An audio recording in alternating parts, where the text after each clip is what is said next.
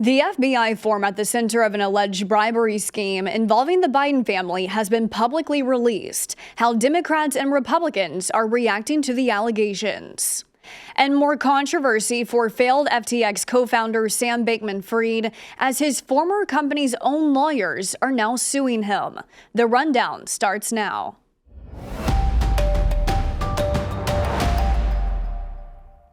This is Straight Arrow News, bringing you unbiased, straight facts. Today is Friday, July 21st. Thanks for joining us. I'm Kara Rucker. The FBI form at the center of bribery allegations involving the Biden family has been released by a House Oversight Committee. While the alleged bribery scheme detailed in the document was first brought to light last month, this is the first time the public is being able to read the document for themselves. A quick recap, this FD 1023 form is something House Republicans heavily sought after in June, even threatening to hold FBI Director Christopher Wray in contempt of Congress if the form wasn't handed over. In June, they got it. And out came a confidential informant's claims that the Ukrainian oil company Burisma paid $5 million to then Vice President Joe Biden and another $5 million to his son Hunter Biden in exchange for their help getting a Ukrainian prosecutor investigating Burisma fired. Politicians are still split on how they view the significance of this form. Republicans signal it means there is corruption at the top, while Democrats call the alleged scheme debunked and dismiss the allegations. This is a story not all media outlets are covering, but we have been from the beginning. To view the now public FBI form at the center of the controversy, go to san.com. A former State Department aide appointed by former President Donald Trump has been convicted on 8 felony charges related to January 6th. According to the FBI, Frederico Klein, formerly part of the Trump administration, attacked police officers in a tunnel that led to a Capitol entrance and at one point used a riot shield to hit officers with. Klein will be sentenced on November 3rd. Early this morning, the state of Alabama carried out its first execution since Governor Kay Ivey lifted a pause on executions following an internal review of procedures. James Barber was convicted and sentenced to death for the 2001 killing of a 75-year-old woman during a robbery.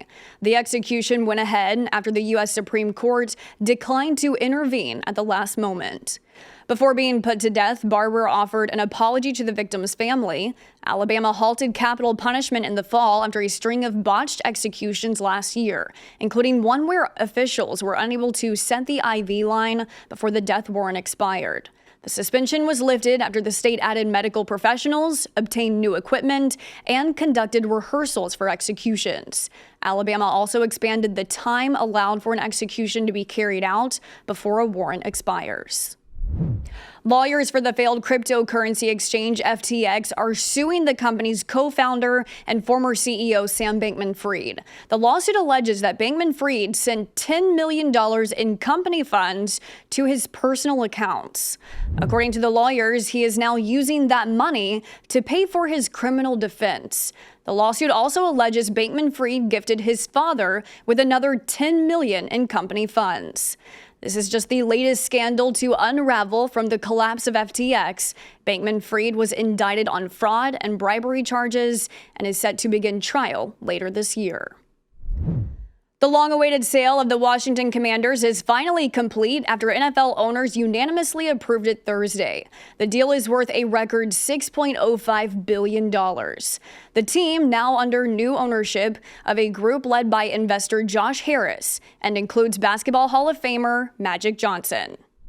We're very excited to get to work and to start the new era of Washington football. And yeah, I mean, we are humbled and awed by the level of responsibility that we have to take care of the city and to win championships and to, really excite the fans again. Just minutes after the sale was announced, the NFL also announced that previous Commanders owner Dan Snyder has been fined $60 million. The fine is a result of an investigation that found Snyder sexually harassed a team employee and oversaw executives who deliberately withheld millions of dollars in revenue from other teams. A large-scale search continues for an elusive animal near Berlin, believed to be a lioness. Police have used drones, helicopters, and infrared cameras since it was first spotted earlier in the week, but to no avail. Authorities are hoping to find an expert on animal tracks that will be able to help locate this potentially dangerous predatory cat. Police have said none of the zoos, animal shelters, or circuses in town are missing a lioness. There's no information on one being owned privately in the area either.